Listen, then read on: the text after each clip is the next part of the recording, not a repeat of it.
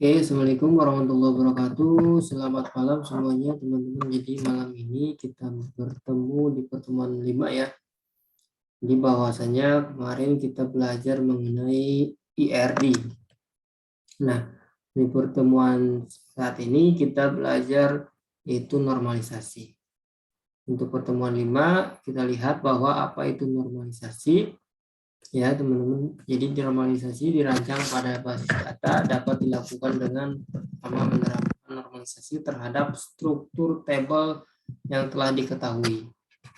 Jadi kita nanti lihat nih struktur tabelnya bagaimana, ya langsung membuat model tadi entity relationship-nya.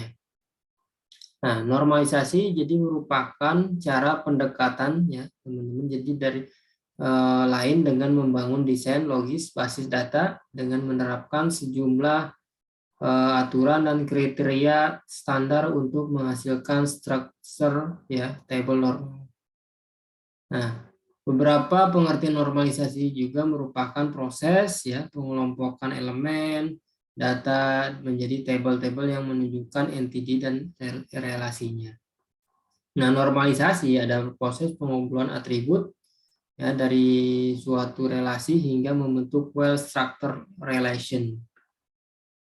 Nah, jadi apa itu well-structured relation? Jadi ini ya adalah sebuah relasi yang jumlah kerangka datanya sedikit, minimum amount of redundancy, serta memberikan kemungkinan banyak user untuk melakukan insert, delete, modify, ya, terhadap baris data pada relation tersebut yang tidak berakibat terjadinya error atau inkonsistensi data yang disebabkan oleh operasi-operasi tersebut. Jadi itu merupakan well-structured relation. Jadi pada saat teman-teman membuat sebuah data ya, jadi jumlah kerangkapan datanya yang nanti dilihat secara minimum of redundancy-nya ya.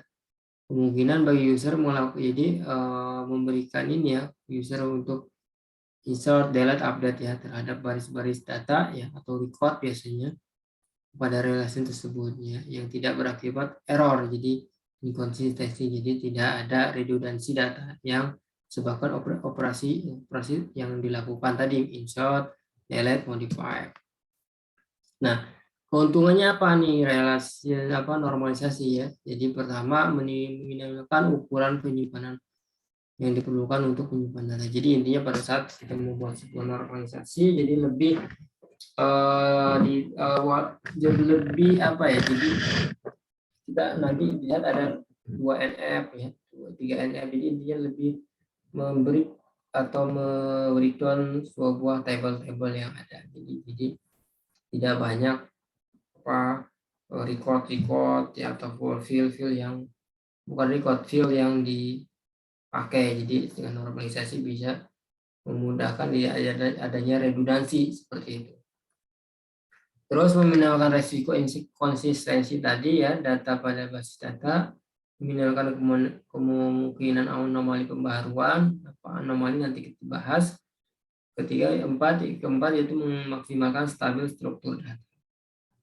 Itu. Terus anomali merupakan penyimpangan atau error atau inkonsistensi data yang terjadi pada saat dilakukan proses insert, delete, update ya. Terdapat 3 anomali, ada insert anomali atau disebut juga error yang terjadi sebagai akibat operasi insert atau record tuple pada sebuah action. Jadi pada saat di insert adanya error. Delete ya pada saat terjadinya ini delete ya error yang terjadi pada saat delete atau record tuple sebuah relation.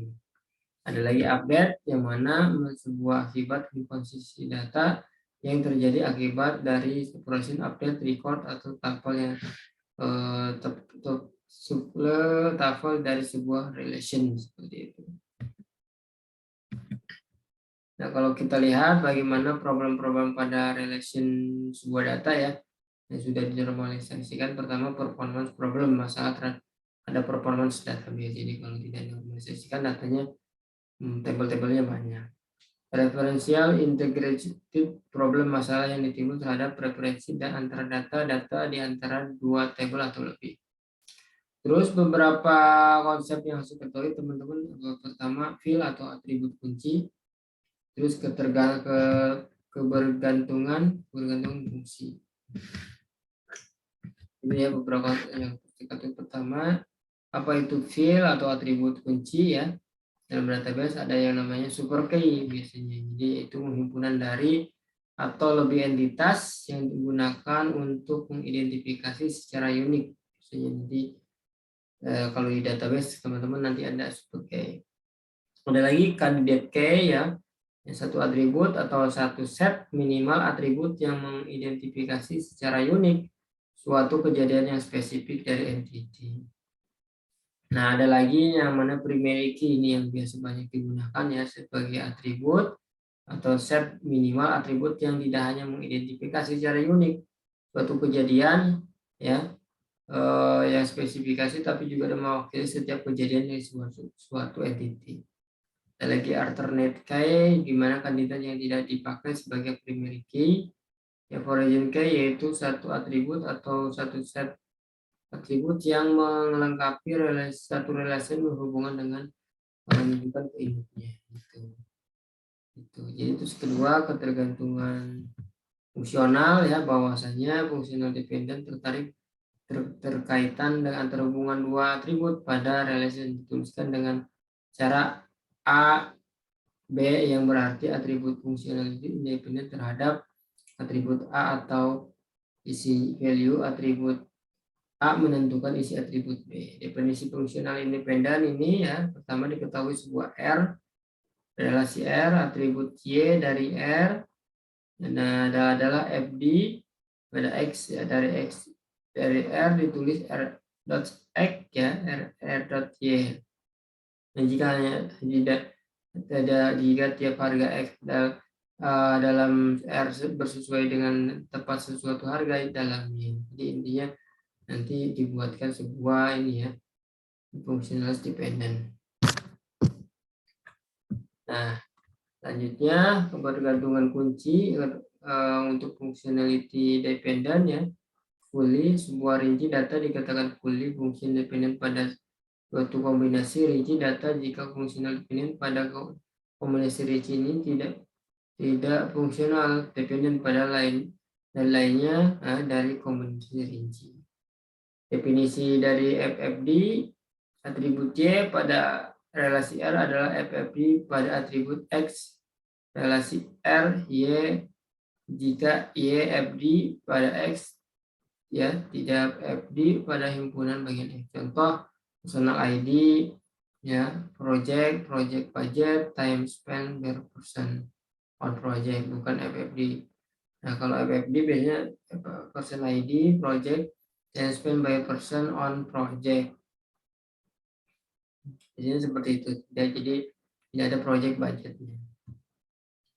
Nah, bergantungan kunci lanjutannya itu kebergantungan parsial bagian dari kunci dapat digunakan sebagai kunci utama. Ketergantungan transitif menjadi atribut biasanya pada suatu relasi ya, tetapi menjadi kunci pada relasi lain. Determinan itu atribut field yang digabungkan di mana beberapa atribut ya biasanya tergantung sepenuhnya pada atribut tersebut.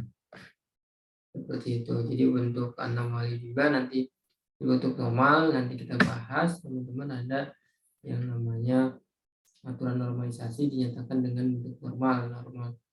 Satu, ada suatu aturan dikenal pada relasi basis data dan dipenuhi dengan relasi pada level-level normal. Beberapa level normal biasanya digunakan penormalisasi ada normal 1F atau 1NF ya.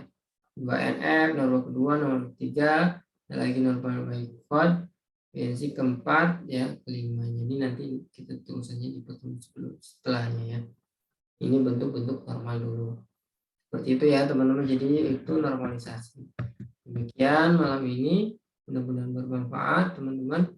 Jadi nanti dipelajari untuk normal-normal ini pertemuan sebelumnya.